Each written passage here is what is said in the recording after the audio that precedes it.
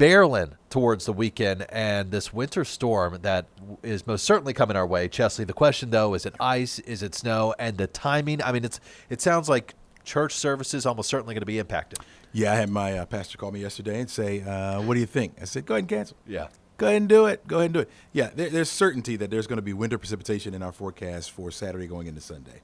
And the way that we are here in the South, now he's from New Jersey. Oh, And, that's nothing to him. So you're right. So, we'll be all right. No. Just let it go, man. Let it go. You can do it virtual these days. That's right. That's why that's in place. So technology kind of helps us out with this. And we are in a different place than when we had an ice storm here in Atlanta back in '73. Now, a lot of people will remember that, right? Can't say I do. But, well, neither do I. But that's the last time I think we had a significant ice event in Atlanta. We've had some, but not as significant as this one could be. And so you kind of look toward that '73 date. A lot has changed since then. Technology, equipment, the amount of chemicals that we can use to help clean the roads and that kind of thing. So hopefully that all will be in play this time around because I think we're going to need it, folks. We are looking at 11 Live Weather Impact Alert. We're talking about snow, ice, freezing rain. It's all in play. But as Dan mentioned, temperatures, like where will they be when that moisture arrives here, and how far will they drop? That's going to be the question. And how far south will that Arctic air make it? All that will play a role in what we're going to expect to see as we head into the weekend. Now, right now, that system is just now moving in the Pacific Southwest.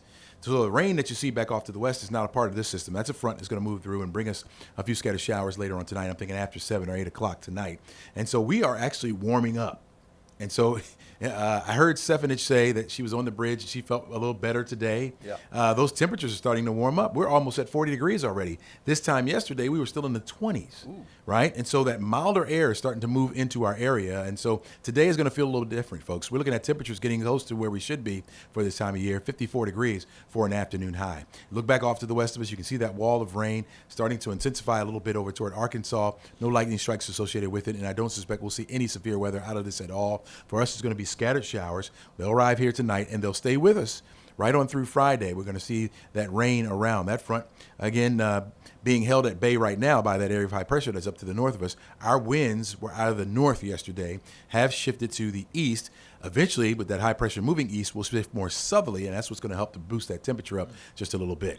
And so we're looking at rain for Thursday and Friday, lower threats for it. You got a 30 to 40% chance both days for that to be around. It'll be off and on throughout the day. I do think on Friday it becomes a little more isolated, and then as we head into Saturday, Sunday, look at that. 70, 90% chance for that rain to come around. Forecast track model. Now, this will change over the next couple of days. Now, I want you to mark this, Dan, because tomorrow we're going to talk about the same thing, and we're going to talk about the changes.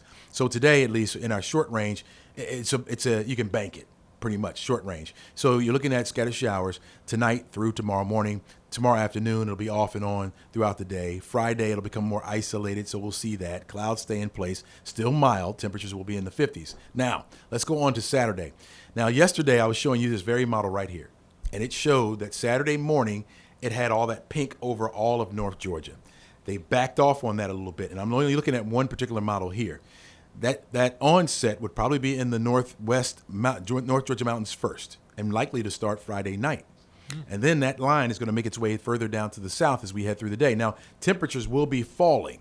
So as the temperatures fall, that mixing will start to take place. We may start off as a little rain. It may mix with either one of two things. The way this looks, it's either sleet or it's freezing rain.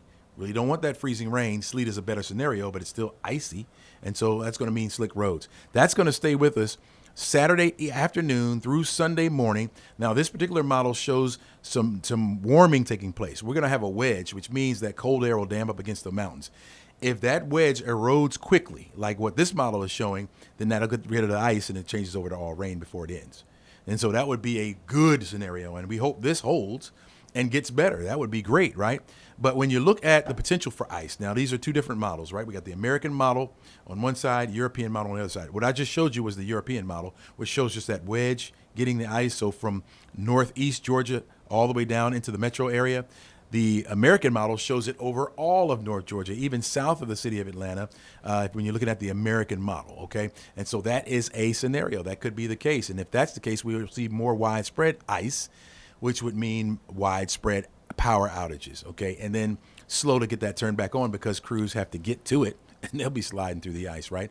So we give you a preparedness timeline because we keep talking about scenario, and we really can't pinpoint anything this far out. So you look at a few days out. It's time to start preparing. You get your emergency supplies, make sure all that stuff works. Been a while since you had to check on your flashlights. Been a while since you had to check on some of those radios and things like that. So you want to check that. Your heating source. Some of us, including myself, have not turned on the fireplace yet. We need to turn that on, make sure it works, right? So you want to check that for today. That's the days out. Now, once we get to the day before, which in this case will be Friday, you may have to adjust your plans because we're going to get more frequent models coming in the closer we get to the date. So you may want to adjust your plans, bring in your pets, of course. And then during the event and the days after, don't drive if you don't have to. Unless it's an emergency, stay in the house. Check on your neighbors, check on your loved ones, of course, and make sure whatever heat source you use, especially when the power's out, you got good ventilation in your home. If you're going to use a generator, make sure it's about a good 20 feet away from your house. And you know, we often, Dan, hear about tragedies that take place because there's no heat in the house. You're going to be in there for a couple of days, and people start fires in the house. We're close to it, and it starts fires to your home. So you definitely want to take the necessary precautions, folks. And of course, we're going to be here, Dan, to let you know what's going on. Yeah, we will be here, all hands on deck, getting you ready for this. Now's the time to prepare. In fact, Chesley, coming up in about 10 minutes, we're going to have a local Lowe's manager join us, talking about what you can do to prepare in the coming days. Absolutely. Yeah, after looking at that forecast, I mean, it almost seems like this. We never want the ice, but if it was to happen, a Sunday is kind of an ideal time, right? You don't have the school, the commuters out there. That is a perfect scenario as far as the day that it happens. Now, it's still going to cause problems as far as the power outages. Yes. But yeah, road-wise, it would be perfect. The only people that you're going to have out on the roads are people coming in and out of the state, meaning they're coming from somewhere else, trying to get somewhere else. A lot of folks will take the heat, especially once they see the precipitation coming down, and they'll stay inside. So it will be perfect in that scenario, right? If this was a weekday, all bets off with people trying to get to where they have to go and or feel like they have to be there and so forth and so on. This way, over the weekend, and you're hearing about it early. This is now only Wednesday. We're talking about it early. People have a chance to stay inside and just watch it come down and stay safe. Well, quick question about Monday, based on the forecast we have now. I know the pastor's already contacted you. Yep. Pretty soon principals are going to start contacting you. Even if the precipitation has stopped come Sunday night, is ice still going to be a lingering problem come Monday morning? Absolutely. Look at the 7-day forecast right there. It shows that temperatures will start off in the 20s on Monday morning, will only make it up to just above the freezing mark. So, yes, it will be ice on the roads on Monday and may linger into Tuesday. Oof. Tuesday, we start off at 19 and only make it up to 37 degrees. My first year here, this was about 19 years ago, we had snow on a Sunday. Right. And I told everybody I was just coming from Buffalo. Right. I said, hey, look at this grassy field. Leave that live shot right there. We came back maybe an hour later. It was all gone. But schools were still closed the next day. So now I understand Georgia. Like I got it then. Right. You know, and so, yeah, for me, I think even with the colder temperatures and that little bit of water that may be left over, they're going to have to close the schools. But now you're putting the buses in jeopardy. It's not my call, right? That's the call of the superintendents of schools. And so they'll make that call, but certainly out of precaution and maybe even still power being out at that particular point, I think, it's a likelihood that schools will be closed on Monday. All right, so prepare for a multi-day event here. Absolutely. It's not just a weekend thing. Chesley, thank you so much. No problem.